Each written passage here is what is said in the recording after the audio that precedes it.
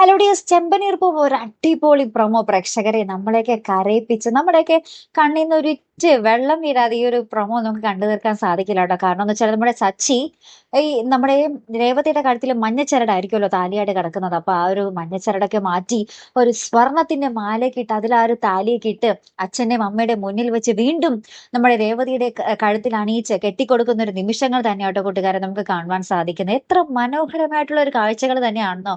അപ്പൊ നമ്മുടെ അച്ഛന് ഭയങ്കര സന്തോഷം. അച്ഛന് ആ ഒരു സന്തോഷം കൊണ്ട് കണ്ണീര് വരുന്നുണ്ട്. നമ്മുടെ രേവതി പിന്നെ പറയണ്ടല്ലോ, കരഞ്ഞു മെഴുകുന്നുണ്ടെന്ന് തന്നെ പറയാം. അപ്പൊ ഇതൊക്കെ കണ്ടിട്ട് നമ്മുടെ ചന്ദ്രമതിക്ക് അപ്പൊ അതുപോലെ അങ്ങോട്ട് ദഹിക്കുന്നില്ല. നമ്മുടെ ശ്രുതിക്കൊക്കെ ഇത് കണ്ടിട്ട് അങ്ങാട് ഭയങ്കര ദേഷ്യം.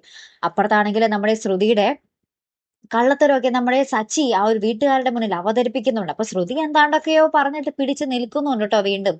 പിന്നെ ശ്രുതിക്ക് ഒരു കള്ളം മറക്കാൻ 10,000 കള്ളം പെട്ടെന്ന് പെട്ടെന്ന് വായിൽ വന്ന കാരണം പിടിച്ചു നിൽക്കാൻ പിന്നെ എളുപ്പമായിരിക്കും അല്ലെ.